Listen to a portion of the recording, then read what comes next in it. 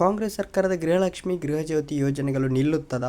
ಡಿ.ಕೆ. ಶಿವಕುಮಾರ್ ಹೇಳಿದ್ದೇನು? ಹೊಸ ಅರ್ಜಿ ಯಾಕೆ ಹಾಕೋದು?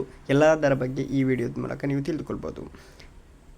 ಎಲ್ಲರಿಗೂ ಗಿರ್ಮಿ ಕನ್ನಡ ಟಿವಿ ಯೂಟ್ಯೂಬ್ ಚಾನಲ್ಗೆ ಸ್ವಾಗತ ಅಂತ ಹೇಳ್ತಾ ಶುರು ಮಾಡೋಕ್ಕಿಂತ ಮೊದಲು ಯಾರೆಲ್ಲ ನಮ್ಮ ಯೂಟ್ಯೂಬ್ ಚಾನಲ್ ಮೊದಲು ನೋಡ್ತಿದ್ದೀರಿ ಅವರೆಲ್ಲ ಸಬ್ಸ್ಕ್ರೈಬ್ ಮಾಡ್ಕೊಳ್ಳಿ ಮತ್ತಲ್ಲೇ ಪಕ್ಕದಲ್ಲಿರೋ ಬೆಲ್ಲೈಕನ್ ಪ್ರೆಸ್ ಮಾಡಿ. ಗೃಹಲಕ್ಷ್ಮಿ ಮತ್ತು ಗೃಹಜ್ಯೋತಿ ಯೋಜನೆಗಳು ನಿಲ್ಲುತ್ತವೆ ಎಂಬ ವದಂತಿಗಳು ಮುಖ್ಯಮಂತ್ರಿ ಡಿ.ಕೆ. ಶಿವಕುಮಾರ್ ಅವರು ಏನು ಹೇಳಿದ್ದಾರೆ? ಇದಕ್ಕೆ ನಕಲಿ ಫಲಾನುಭವಿಗಳು ತೆಗೆದುಹಾಕಿ ಪಾರದರ್ಶಕ ತರಲು ಮಾತ್ರ ದೃಢೀಕರಣ ಪ್ರಕ್ರಿಯೆ ನಡೆಸಲಾಗುತ್ತಿದೆ ಎಂದು ಸ್ಪಷ್ಟಪಡಿಸಿದ್ದಾರೆ. ರಾಜ್ಯ ಸರ್ಕಾರ ಮಹತ್ವಾಕಾಂಕ್ಷೆ ಗ್ಯಾರಂಟಿ ಯೋಜನೆಗಳಾದ ಗೃಹಲಕ್ಷ್ಮಿ ಮತ್ತು ಗೃಹಜ್ಯೋತಿ ಯೋಜನೆ ನಿಂತು ಹೋಗುತ್ತದೆ ಎಂಬ ವದಂತಿಗಳಿಗೆ ಮುಖ್ಯಮಂತ್ರಿಯವರು ತೆರೆ ಎಳೆದಿದ್ದಾರೆ.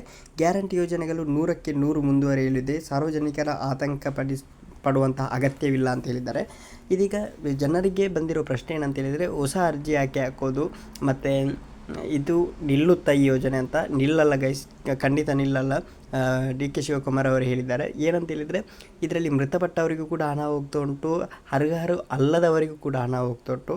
ಆದ್ದರಿಂದ ಯಾರು ಅರ್ಹರು ಅಂತ ತಿಳಿದುಕೊಳ್ಳಲು ಹೊಸ ಅರ್ಜಿಯನ್ನು ತೆಗೆದುಕೊಳ್ತಾ ಇದ್ದಾರೆ. ಆದ್ದರಿಂದ ಯಾರೆಲ್ಲ ಅರ್ಜಿ ಆಗಲಿಲ್ಲ ಹಾಕಿ ಅಂತ ಹೇಳ್ತಲ್ಲ, ವಿ ಸೊ ಮಚ್. ಇದು ಯೋಜನೆ ಹಣ ಬರ್ತಾನೆ ಇರ್ತದೆ. Thank you.